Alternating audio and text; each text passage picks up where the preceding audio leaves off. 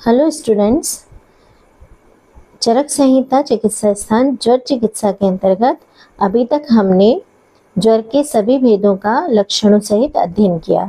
तो आइए आज से हम स्टार्ट करते हैं ज्वर की चिकित्सा। तो अग्निवेश ने जहाँ ज्वर के संबंध में प्रश्न किए थे महर्षि आत्रेय से, तो उसमें उन्होंने एक प्रश्न ज्वर की औषध क्रियाक्रम बताने के लिए भी किया था। तो यहाँ पर हम उसके बारे में चर्चा करेंगे। तो सौषधम च क्रियाक्रमम का क्या अर्थ है? औषधि सहित उसकी चिकित्सा का क्रम। इसे गंगाधर राय ने बहुत अच्छे से डिफाइन किया है। तो देखिए, क्रियाक्रमम ययानुपूर्वया ये क्रमेण या क्रिया तम ततः क्रियाक्रमम। तो क्रियाक्रम किसे कह रहे हैं? ययानुपूर्वया, यानी पूर्व में और पश्चात में, स्टेप बाय स्टेप, है ना। इसको कहना चाहिए कि क्या पूर्व में किया जाता है, उसके बाद क्या किया जा रहा है, उसके बाद क्या किया जा रहा है। इस तरह से येन क्रमेण, जिस क्रम से, या क्रिया, जिस प्रकार की प्रक्रिया की जाती है, जिस प्रकार की चिकित्सा का क्रम किया जाता है, उसी को हम क्रियाक्रम कहते हैं। तो ये पूरी चिकित्सा है, लाइन ऑफ ट्रीटमेंट कहना चाहिए ज्वर की, स्टेप बाय स्टेप, औषधि सहित ना। सौषधम मतलब औषधि सहित चिकित्सा का क्रम क्या रहेगा। तो चरक संहिता चिकित्सा स्थान के अनुसार चिकित्सा को पढ़ने से पहले हमें निदान स्थान में जो ज्वर का संक्षिप्त चिकित्सा सूत्र दिया है, ठीक है, उसे याद करना जरूरी है। तो अगर आपने पहले निदान स्थान में से याद नहीं किया है तो अब इसे हमें याद कर लेना है, ताकि हमें पता रहे कि संक्षेप में हमें याद रहे कि कौन कौन सी चिकित्साएं हमें चलानी रहेंगी आवश्यकता पड़ने पर। तो उसे भी मैं यहाँ पर समझा देती हूँ। चरक निदान 1/36 श्लोक नंबर है ये। तो तत्र पूर्व रूप दर्शने जरादौ वा, दो कंडीशन बता रहे हैं, या तो ज्वर के पूर्व रूप दिखाई देने लगे उसमें, या फिर ज्वर के प्रारंभ में, यानी ज्वर जब तक नवीन है तब तक क्या हितकारी है? लघु अशन अपतर्पणम वा, या तो लघुअशन कराएं या फिर अपतर्पण कराएं। ज्वर का प्रारंभ जब हुआ है या फिर ज्वर के पूर्व रूप दिखाई दे रहे हैं, इन दोनों ही कंडीशन में लघु अशन कराना चाहिए उस व्यक्ति को, या फिर उसका अपतर्पण कराना चाहिए। क्यों? उसका कारण बताते हुए कहते हैं कि ज्वरस्य आमाशय समुत्थत्वात्, क्योंकि ज्वर क्या है? आमाशय समुत्थ व्याधि है। दो प्रकार की व्याधियां होती हैं, आमाशय समुत्थ और पक्वाशय समुत्थ। आमाशय समुत्थ व्याधियों में कफ का अनुबंध रहता है, इसलिए वहां पर लंघन श्रेष्ठ माना जाता है, लंघन या अपतर्पण कराया जाता है। तो अपतर्पण कराने से ज्वर शांत हो जाता है, अगर वो पूर्व रूप में अभी आए हैं उसके, या ज्वर का एकदम प्रारंभ हुआ है। तो इसके पश्चात कौन सा चिकित्सा क्रम बताया है? तो बताया है कषाय पान, अभ्यंग, यहाँ से मैं नीचे दिखा दे रही हूँ, कषाय पान, अभ्यंग, स्नेह, स्वेद, प्रदेह, परिषेक, अनुलेपन, वमन विरेचन, आस्थापन, अनुवासन, उपशमन, नस्य कर्म यानी नस्य, धूप, धूमपान, अंजन, क्षीर और भोजन विधान। ये संक्षेप में चिकित्सा की प्रक्रियाएं ज्वर में अपनाई जाती हैं। तो ये केवल क्या बताया है? सूत्र है, चिकित्सा का सूत्र है। इनको किस तरीके से उपयोग करना है? तो ये बता रहे हैं किस तरीके से उपयोग करना है। यथा स्वयं युक्त्या प्रयोज्यम, जिसके लिए जिस प्रकार का उचित हो उसे युक्ति पूर्वक प्रयोज्य करना चाहिए। मतलब ये सारी ही चिकित्साएं नहीं चलाई दी जाती हैं, इनमें से ज्वर की जिस प्रकार की सिम्टम्स आ रहे हो साथ में, या जिस प्रकार की कंडीशन व्यक्ति की हो, उसके अनुसार, जिस प्रकार के दोष प्रकोपित हो रहे हो, या जो लक्षण उसमें आ रहे हो, उसके अनुसार अलग अलग प्रकार की चिकित्साएं युक्ति पूर्वक चलाई जाती हैं इनमें से। तो आइए अब हम चिकित्सा स्थान के अनुसार इसका अध्ययन करते हैं कि चिकित्सा का क्रम क्या रहेगा। तो सबसे पहले तो चिकित्सा स्थान में क्या बताया है? नव ज्वर में निषेध क्या है वो बताया गया है। तो ये पहली स्टेप है। क्यों? क्योंकि हमने चिकित्सा पढ़ी है कि संक्षेपतः क्रिया योगो निदान परिवर्जनम। संक्षेप में क्रिया योग क्या है यानी चिकित्सा क्या है? निदान से परिवर्जनम, निदान का परिवर्जन ही चिकित्सा मानी जाती है। तो सबसे पहले निदान परिवर्जनार्थ ज्वर में नवीन जो ज्वर है उसमें क्या निषेध है, क्या नहीं कराना है, किन निदानों का परिवर्जन करना है वो बता रहे हैं। तो ये श्लोक याद करना है, इम्पोर्टेंट। इससे ऑब्जेक्टिव्स भी बनते हैं कई बार, और हमें वैसे भी इसको याद रखना बहुत ज़रूरी है। तो क्या कह रहा है? नव ज्वरे दिवा स्वप्न स्नान अभ्यंग अन्न मैथुनम क्रोध प्रवात व्यायामान कषायांश्च विवर्जयेत्। तो अर्थ क्या है? वर्जनीय क्या है? पहला दिवा स्वप्न यानी दिन में सोना, ये वर्जित करना है। स्नान वर्जित करना है। तो स्नान की जगह क्या कर सकते हैं व्यक्ति को साफ करने के लिए कि नॉर्मल पानी की पट्टियाँ मतलब कॉटन भिगो के उनको निचोड़ के उससे व्यक्ति को स्पंजिंग की जा सकती है स्नान को वर्जित करके। तीसरा अभ्यंग, अभ्यंग का निषेध है, अभ्यंग का वर्जन करना है। अन्न का, अन्न यानी अन्न से अर्थ चक्रवाणी ने किया है कि गुरु अन्न का सेवन नहीं कराना है। मैथुन वर्जित है, क्रोध वर्जित है। प्रवात, प्रवात को आचार्य गंगाधर स्पष्ट करते हैं प्रख्यातम प्रसिद्धम वातश्च न तो कृत्रिम वातश्च, यानी जो हल्की हवा व्यक्ति पंखे आदि की ले रहा है वो तो वर्जित नहीं है, जो बाहर हवा में, ठंडी हवा में बैठना है इसका वर्जन करना है। जो नॉर्मल वात है उसको, वायु मतलब वातावरण की वायु है उसको वर्जित करना है। फिर व्यायाम का वर्जन है। कषाय रस, कषाय रस से यहाँ पर क्या लेते हैं उसे देखना है कि कषाय, कषायांश विवर्जित यहाँ जो कहा गया है तो उसमें कषाय में स्वरस आदि पंच कषायम न तो वर्जित, यानी स्वरस आदि पंच कषायम का वर्जन नहीं करना है, बल्कि यहाँ पर कषाय से अर्थ है कषाय रस या कषाय रक्त रस युक्त औषधियों का काढ़ा। ठीक है, ये वर्जित किया गया। और इसका कारण क्या बताया गया है? क्योंकि जो कषाय रस है वो स्तंभयते न तो विपच्यन्ते, क्या करता है? स्तंभित कर देता है, जो दोष है उसको पाचित नहीं करके स्तंभित कर देता है। तो जो भी चीज़ ऐसी है जो स्तंभन करती है दोषों का, वो दोषों ज्वर को विषम ज्वर में परिवर्तित कर देती है और विषम ज्वर हो जाता है। ठीक है, तो यहाँ पर और एक्सप्लेन करते हुए लिखा गया है यह कषायः कषायः स्यात् सवर्ज्यस तरुणी ज्वर इति। गंगाधर राय एक्सप्लेन कर रहे हैं कि जो कषाय, यानी जो यहाँ दो कषाय शब्द इस्तेमाल किए गए। तो पहला कषाय क्या है? क्वाथ, जो क्वाथ कषाय रस के द्रव्यों से बना हो, कषाय रस युक्त द्रव्यों से बना हो, उसका वर्जन करना है।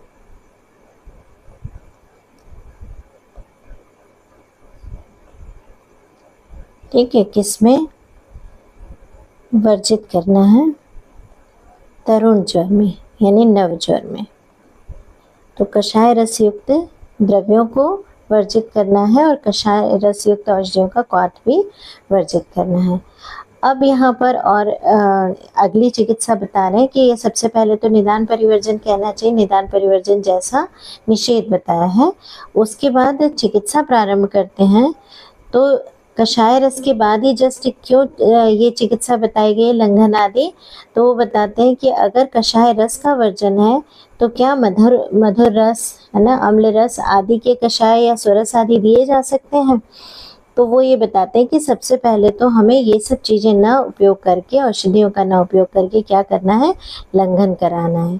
तो उधर हमने जब संक्षिप्त चिकित्सा सूत्र पढ़ा था तो वहाँ भी हमने ये बताया था कि लंघन या अपतर्पण इस तरह से चिकित्सा बताई गई थी।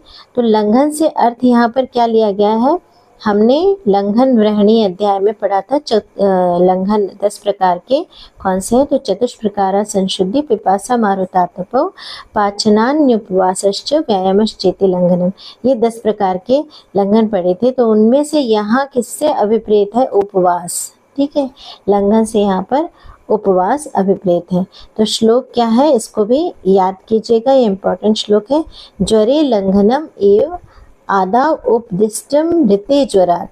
तो ज्वर में क्या है, लंघन ही आदाव, यानी ज्वर के आदि में, ज्वर के प्रारंभ में लंघन ही उपदेश किया गया है, लंघन का ही निर्देश किया गया है। फिर कहते हैं ऋते ज्वरात, ऋते यानी एक्सेप्शन, छोड़ के, है ना। किसमें लंघन नहीं कराना है, तो किसमें छोड़ना है हमें लंघन को, ऐसे ज्वर जो क्षय के द्वारा, वायु के द्वारा, भय के कारण, क्रोध के कारण, कामवश, शोक से और श्रम से उत्पन्न हुए हों, ऐसे ज्वरों में हमें लंघन नहीं कराना है। बाकी सभी ज्वरों में हमें लंघन सबसे पहले कराना है, ज्वर के आदि में। तो अब ये देखिए, क्षय से क्या अर्थ है, धातु क्षय। इससे क्या होता है, वात का प्रकोप होता है। और वात के प्रकोप में तो वात है ही, तो इन दोनों में ही हमें, इस दोनों प्रकार के ज्वरों में लंघन का निषेध करना है। ऐसे ही भय, क्रोध, काम, शोक, श्रम आदि से उत्पन्न ज्वरों में भी निषेध करना है। अब अगर देखें तो एक और इम्पॉर्टेंट बात है कि अगर हम वात में ज्वर का निषेध कर रहे हैं, तो यहाँ पर अगर साम वात है या जीर्ण ज्वर है, ठीक है, जीर्ण ज्वर हो चुका है तो निराम हो जाना चाहिए। लेकिन जीर्ण ज्वर में भी अगर अभी साम का कुछ शेष है, साम दोष शेष है, तो ऐसी स्थितियों में हम आम पाचनार्थ लंघन करा सकते हैं। यानी वात के साथ साम जुड़ा हुआ है, या जीर्ण ज्वर भी निराम पूरी तरह नहीं हुआ है, उसमें साम दोष बाकी है, तो वहाँ पर हम लंघन करा सकते हैं, लेकिन अल्प मात्रा में वहाँ पर लंघन कराना चाहिए। तो अब यहाँ पर बता रहे हैं कि लंघन से ज्वर कैसे शांत होता है।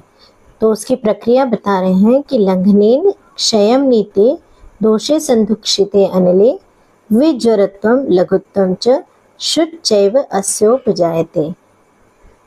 तो क्या तरीका है कि किस तरह से लंघन इफेक्ट करता है ज्वर में, या ज्वर को शांत कैसे कर देता है। तो लंघन से सबसे पहले क्या होता है, दोषों का क्षय हो जाता है, और दोषों का क्षय होता है और अग्नि का संदुक्षण होता है। तो ये प्रक्रिया है, दोष का क्षय करके अग्नि का संदुक्षण करता है। इस कारण से ज्वर शमित हो जाता है और वो व्यक्ति विज्वर हो जाता है, और साथ में शरीर में लघुत्व भी उत्पन्न हो जाते हैं, क्षुधा, पिपासा आदि उत्पन्न हो जाते हैं। तो इस तरह से व्यक्ति पूरी तरह से ज्वर मुक्त हो जाता है। तो केवल मात्र एक लंघन ही, अगर ज्वर के पूर्व रूप ही अभी आए हैं, या फिर ज्वर का प्रारंभ है, आदि है, प्रारंभ हुआ है, तो इसमें मात्र लंघन ही एकमात्र चिकित्सा से व्यक्ति विज्वर हो जाता है, या ज्वर शांत हो जाता है। तो व्यक्ति में लंघन, जो ज्वरित व्यक्ति है उसमें लंघन कितने समय तक कराना है, इसके लिए अगला श्लोक में बताते हैं वो, प्राणाविरोधी नाम चैनम लंघनेन उपजायते बलाधिष्ठानम आरोग्यस्य यदर्थो अयम क्रिया। तो कितने समय तक कराना है, इसके लिए समय न बता के वो ये बताते हैं कि प्राण अविरोधी नाम, जो प्राणों का विरोध न करे, इतना ही लंघन उपयोग करना चाहिए। ठीक है, प्राणों का विरोध का मतलब क्या है, तो प्राणों से यहाँ पर बल अभिप्रेत है, प्राण बराबर बल, है ना। तो जो बल का अवरोध न करे, बल का विरोध न करे, इतना ही लंघन उस व्यक्ति को कराने, मतलब उसका बल क्षय नहीं होना चाहिए लंघन से, इतनी मात्रा में न लंघन करा दें या अनशन करा दें जिससे उसके बल का क्षय हो जाए। उसका कारण बताते हैं अगली लाइन में कि बलाधिष्ठानम आरोग्यम, बल के अधिष्ठित ही होकर आरोग्य रहता है ना। अगर मतलब आरोग्य किसके अधिष्ठित है, बल के अधिष्ठित है। और चिकित्सा ये जो हम चला रहे लंघन आदि, जो भी ज्वर की चिकित्सा करा रहे हैं, वो किसके लिए है, तो वो आरोग्य के लिए ही चिकित्सा, आरोग्य की प्राप्ति के लिए चिकित्सा की जाती है।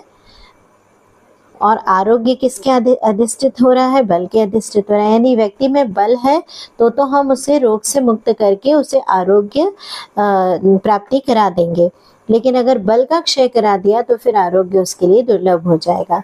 तो इसलिए हमें लंघन उतना कराना है जिससे बल का क्षय न हो जाए। बल क्षय हो जाने पर लंघन से आरोग्य कैसे प्राप्त होगा। तो इसके लिए आपको यहाँ पर श्लोक भी देखने चाहिए। लंघन ब्रहणी अध्याय में आचार्य चरक ने जो श्लोक दिया है कि लंघन कितने मात्रा में कराना चाहिए, तो सम्यक लक्षण के आने तक हमें लंघन कराना चाहिए। तो उसके लक्षण बताए हैं। वात मूत्र पुरुषाणाम विसर्गे गात्र लाघवे, यानी वात अपान वायु मूत्र और पुरुष का विसर्ग आराम से होने लगे, यानी ये सब मल बाहर निकलने लगे आराम से। गात्र लाघवे यानी उसके शरीर में लघुता उत्पन्न हो जाए। हृदय उद्गार यानी डकार, कंठ और मुख की शुद्धि हो जाए, यानी ये सब एकदम शुद्ध हो जाए, कहीं पर भी भारीपन न हो। तंद्रा क्लमी गति, और तंद्रा और क्लम यानी थकावट आदि ये चली जाए, खत्म हो जाए, समाप्त हो जाए। स्वेदे जाते, व्यक्ति में स्वेद उत्पन्न हो जाए, स्वेद की प्रवृत्ति हो जाए। और शुद्ध पिपासा सहोदय, शुद्धा और पिपासा एक साथ उत्पन्न हो जाए। बहुत इंपॉर्टेंट लक्षण है कि शुद्धा, भूख और प्यास दोनों उस व्यक्ति को लगने लगती हैं।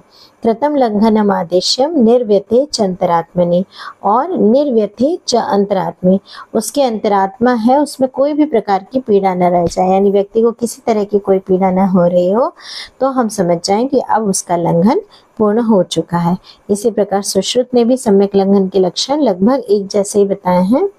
सृष्ट मारुत विंड मूत्रम, मारुत यानी अपान वायु, विंड यानी मल और मूत्र आराम से निकलने लगे, कहीं भी ये बद्ध न हो रहे हो।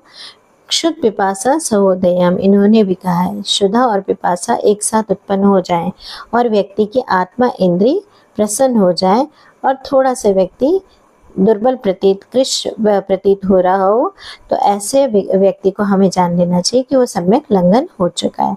और अति लंघन में क्या है, बल क्षय उत्पन्न हो जाता है। सुश्रुत स्वयं ही इसमें श्लोक में बता रहे हैं कि बल क्षय, अगर हम लंघन को ज्यादा मात्रा में करा देंगे तो व्यक्ति का बल क्षय हो जाएगा, उसको तृष्णा उत्पन्न हो जाएगी, शोष उत्पन्न हो जाएगा, तंद्रा, निद्रा, भ्रम और क्लम, यानी बिना कार्य किए ही उसको थकावट लगने लगेगी, निद्रा आएगी, तंद्रा होगी, भ्रम उत्पन्न हो जाएगा, और श्वास आदि उपद्रव उत्पन्न हो जाते हैं यदि व्यक्ति का ज्यादा लंघन करा दे। तो इस बात को आप इस श्लोक से समझ गए होंगे कि प्राणा विरोधी नाम, हमें प्राण का अवरोध जो न करे इतनी ही मात्रा में उस व्यक्ति को लंघन कराना है, तो उससे ज्वर शांत हो जाता है। तो पहली स्टेप क्या बता दी, लंघन। अब दूसरी स्टेप है अपक्व या आम दोषों का पाचन। तो आम दोष के पाचन की और भी कई सारी प्रक्रियाएं हैं, तो उन सभी को यहाँ बता रहे हैं कि पहली प्रक्रिया तो लंघन ही है। तो लंघन के बारे में हम बता भी चुके हैं। और क्या करा सकते हैं, तो स्वेदन है। एक काल है कि ज्वर जैसे ही 7 दिन पूरे होते हैं तो 7 दिन बाद स्वयं ही साम से निराम में कन्वर्ट हो जाता है। नव ज्वर 7 दिन तक होता है, 7 दिन तक का ज्वर नव ज्वर माना गया है। और जीर्ण ज्वर 8वें दिन से शुरू हो जाता है, 8वें दिन से आगे तक। तो ये जो नव ज्वर है वो साम होता है, यानी आम दोष सहित होते हैं। इसमें दोष जो है आम दोष युक्त हैं, और जीर्ण ज्वर में जो दोष है वो निराम होते हैं, यानी साम दोष यानी आम दोष उसका समाप्त हो जाता है। तो 8वां दिन है ना, अपने आप में दोषों के पकने के लिए रहता है कि 8 दिन हो गए, 7 दिन पूरे हो गए, तो 8वें दिन तक दोष निराम हो जाते हैं, पक्व हो जाते हैं। और कभी कभी किसी केसेस में साम ही रह जाते हैं, तो वहाँ पर हमें फिर लंघन कराना है ऐसी जगहों पर और आगे तक। तो अब देखिए और क्या है चिकित्सा, लंघनम स्वेदनम कालो यवागवस तिक्तको रस है। तो काल बता दिया। अब यवागु, यवागु क्या है, तो पेया मंडे विलेपी, ये त्रिविध जो हैं इन्हीं को हम यवागु कहते हैं। और इसमें इम्पॉर्टेंट बात याद रखना है कि ये निरौषध नहीं देनी है, यानी बिना औषधि के नहीं देनी है, बल्कि औषध से सिद्ध करके ही इन्हें खिलाना है दोषों के पाचनार्थ। फिर अगला है तिक्तको रस।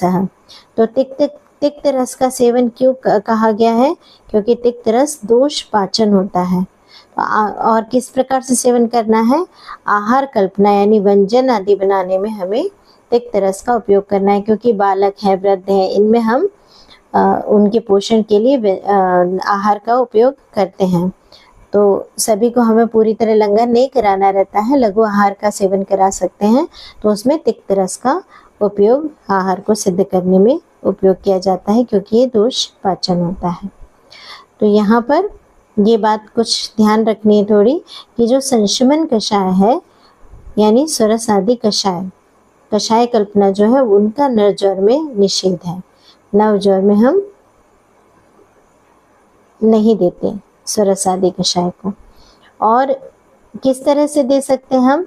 तो तोय या पेय आदि के रूप में जल सिद्ध करने के लिए या पेय द्रव्य सिद्ध करने के लिए शुंठी आदि का प्रयोग जरूर कर सकते हैं। कटु आदि रस जो है उसका प्रयोग कर सकते हैं। यानी स्वरस आदि, स्वरस, कल्क, क्वाथ, हिम, पांट, ये कल्पनाएं नहीं देंगे संशमन के लिए। संशमन कषाय हम नहीं देंगे, लेकिन हम जल को सिद्ध कर सकते हैं शुंठी आदि कटु रस की औषधियों के द्वारा। अगर वो वात कफत ज्वर है तो, या फिर पिपासा आदि लग रही है तो आगे इस चिकित्सा में हम बताएंगे ये चीजें भी। तो यहाँ पर आगे श्लोक जो है, पाचनान्य विपक्वानाम, ये सब क्यों किए जाते हैं? लंघनम, स्वेदनम, काल, प्रतीक्षा, यवागो, तिक्त रस, तो ये किए जाते हैं पाचनान्य विपक्वानाम। जो अविपक्व दोष हैं यानी आम दोष है, उनके पाचन के लिए किया जाता है। और तरुण ज्वर में, स्पेशली तरुण ज्वर में। तो अगर तरुण ज्वर फिर से क्यों कहा है? नेचुरली अविपक्व दोष है तो तरुण ही होता है। तो इन्होंने ये रिमाइंड कराने के लिए दिया है कि अगर जीर्ण ज्वर हो गया है तो जीर्ण ज्वर में भी साम दोष बचे हैं। तरुण ज्वर में तो साम रहते ही हैं, और जीर्ण ज्वर में निराम हो जाते हैं यानी 8वें दिन से। लेकिन मान लीजिए 8 दिन के बाद भी साम दोष शेष रह गए हैं, तो फिर उनमें हमें क्या करना है कि पाचन कराना है। ठीक है, 7 दिन के बाद अगर अस्तब्ध साम है, अब ये स्तब्ध साम और अस्तब्ध साम को समझा देती हूँ कि इसमें हम पाचन क्यों दे रहे हैं। क्योंकि जो नवज्वर है वहां पर दोष जो है साम दोष यानी आम दोष स्तब्ध है, यानी जकड़ गया है ना, स्तब्ध हुआ है वहां पर, यानी चिपका हुआ है, निकल नहीं रहा है बाहर। लेकिन जो जीर्ण ज्वर है वहां पर अगर साम दोष बच भी गया है तो वो क्या है? अस्तब्ध है, यानी चिपका हुआ नहीं है। तो वहां पर हमें लंघन कराने की आवश्यकता नहीं है, केवल पाचन करना है, जिससे वो शेष साम दोष है वो बच जाएगा। लेकिन तरुण ज्वर में हमें लंघन आदि प्रक्रिया, जो लंघन, स्वेदन, कालो, ये प्रक्रिया, ये वागु और तिक्त को रस, इनका सेवन करना आवश्यक होता है। और वहां पर क्या कराएंगे? जीर्ण ज्वर में अगर अस्तब्ध साम बचा है तो पाचन कर्म कराएंगे। अब अगर जीर्ण ज्वर में निराम हो चुका है पूरी तरह, तो फिर संशमन औषध का प्रयोग करना चाहिए। तो ये 3 स्थितियां बन रही हैं।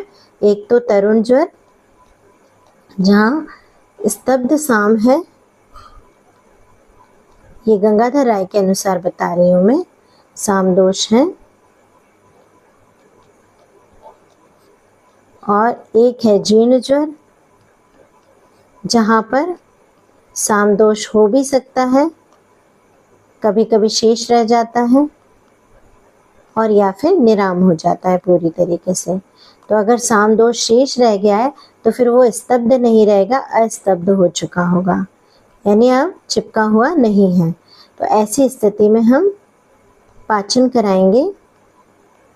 और निराम दोष अगर है तो फिर हम संशमन औषध का प्रयोग करेंगे। औषध का स्वरस आदि के रूप में भी प्रयोग कर सकते हैं ना, कषायों का, क्वाथ, कल्क, है ना, आदि कल्पनाएं जो बताई हैं, पंचविध कषाय कल्पनाएं, उनका प्रयोग कर सकते हैं। और तरुण ज्वर में चूंकि स्तब्ध साम दोष रहते हैं तो वहाँ पर लंघनम, स्वेदनम, कालो से जो चिकित्सा बताई गई है, कालो आदि, तो इन यवागवस, तिक्तको रसः यवागो, तिक्त रसों का प्रयोग से सिद्ध आहार आदि। इसको ये भी मान सकते हैं कि जो यवागु है उसको ही हम तिक्त रस से सिद्ध द्रव्यों से बनाएंगे, तो वो किस में करना है, तरुण ज्वर में इस तरह का कार्य करना है। तो ये समझ में आ गया होगा कि किस तरीके से 3 स्टेजेस हैं जिसमें हमें प्रयोग करना है। तो पाचन क्या है, पाचन रूप स्वरस श्रतादिकम न तो लंघनादिकम थी, यानी पाचन जो स्वरस आदि, स्वरस क्वाथ आदि जो पाचन औषधियों से, दीपन पाचन औषधियों से बने हुए उनका सेवन कराएंगे, और जब शमन कराना होगा तो संशमन औषधियों से सिद्ध स्वरस श्रतादि का प्रयोग करेंगे। ये निराम ज्वर में करेंगे। और यहाँ पर जहाँ जीर्ण है पर साम है, वहाँ पर सामदोष शेष है, वहाँ पर पाचन का प्रयोग करेंगे। तो इस तरीके से नवज्वर की चिकित्सा में प्रारंभ में लंघन कराया जाता है और फिर आमदोषों का पाचन कराया जाता है। तो 2 स्टेप हमने बता दी हैं। अब अगर ज्वर में तृष्णा है, ज्वरित व्यक्ति को तृष्णा लग रही है, प्यास लग रही है, तो किस प्रकार की चीज़ें दी जाती हैं। तो उसको तृष्णा होने पर तृष्यते सलिलम उष्णम दद्यात् कफ ज्वरे, अगर ज्वरित व्यक्ति को तृष्णा है तो उसको उष्ण जल पिलाते हैं। किस केस में, यदि वात कफत ज्वर है। तो यहाँ पर मैंने चार्ट के रूप में लिखा है, इसे आप देख लीजिए। वात कफ ज्वर में उष्ण जल यानी उष्णोदक पान कराते हैं, और अगर मध्योत्थ ज्वर है या पैतिक ज्वर है तो तिक्त द्रव्यों से सिद्ध शीतल जल का पान कराते हैं। उष्णोदक क्या है, तो उष्णोदक यानी जल को उबाल कर ठंडा करना। तो उबाल कर आधा शेष रह जाने पर इसको ठंडा करके वात कफत ज्वर के व्यक्ति को अगर तृष्णा होती है तो उसमें देना है। और यदि मद्य से उत्पन्न ज्वर है, मद्य के अधिक सेवन से, या फिर पैतिक ज्वर है, तो हमें यही जो जल है वो तिक्त द्रव्यों से सिद्ध बनाना है। तो तिक्त द्रव्यों से सिद्ध जो जल बनाया जाता है वो षडंग पानी में उसका वर्णन किया गया है नाम से, मतलब षडंग पानी डेफिनेशन के अंतर्गत वर्णन किया गया है। तो इस तरह के जल के गुण क्या हैं, तो ये दोनों ही प्रकार के जल, चाहे वो उष्ण जल हो या तिक्त द्रव्यों से सिद्ध शीतल जल हो, ये दीपन होते हैं, अग्नि को बढ़ाने वाले, पाचन यानी दोषों का पाचन करने वाले, स्रोतसों को शोधन करने वाले, बल को बढ़ाने वाले, रुचिकर होते हैं और स्वेदन कराने वाले होते हैं। इसलिए हमें ऐसे जल का सेवन ज्वरित व्यक्ति को देना चाहिए। अब आइए षडंग पानी को समझ लेते हैं। तो ये मोस्ट इम्पॉर्टेंट श्लोक है, इसे याद करना है हमें। भैषज कल्पना वगैरह में भी षडंग पानी के बनाने की मेथड आती है। तो क्या है श्लोक, मुस्त परपट कोशीर चंदनोदीच्य नागरहि शतम शीतम जलम दद्यात् पिपासा ज्वर शांति। 145वां श्लोक नंबर है। मुस्ता यानी नागरमोथा, परपटक पित्त पापड़ा, उशीर यानी खश, चंदन यानी रक्त चंदन लिया जाता है चंदन से, उदीच यानी सुगंध वाला, और नागरे यानी शुंठी। इतने द्रव्यों का जो पानी बनाया जाता है, यानी पानी के साथ इन्हें उबाला जाता है, तो षडंग पानी बनता है। तो षडंग पानी निर्माण विधि टीकाकारों ने बताई है, उसमें कि जिस विधि से संस्कारित जल बनाया जाता है वही विधि षडंग पानी के लिए बनाई जाती है। तो ये जो द्रव्य बताए हैं 6 प्रकार के, उनकी संयुक्त मात्रा 1 कर्ष यानी 1 तोला लिया जाता है, और 1 प्रस्थ जल यानी 64 तोला जल में इसे मृदु अग्नि में पाक किया जाता है। और जब आधा जल शेष रह जाए तो इसे छानकर उपयोग करते हैं पीने के लिए भी।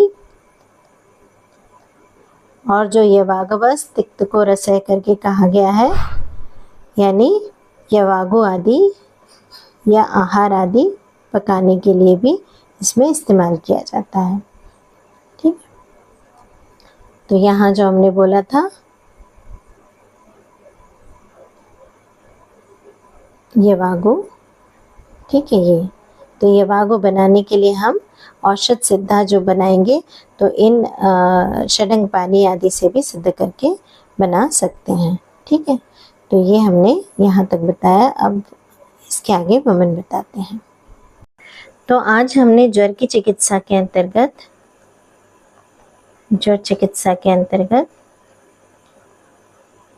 नव ज्वर में निषेध पढ़ा,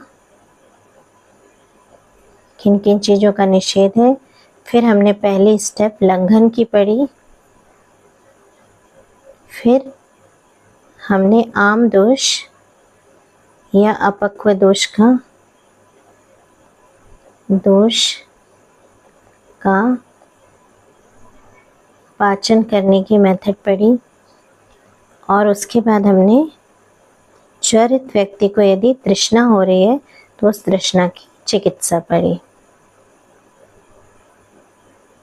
ठीक है, इसके बाद हम आगे और जो भी चिकित्सा क्रम है उसको पढ़ेंगे। तो अभी इतना काफ़ी है।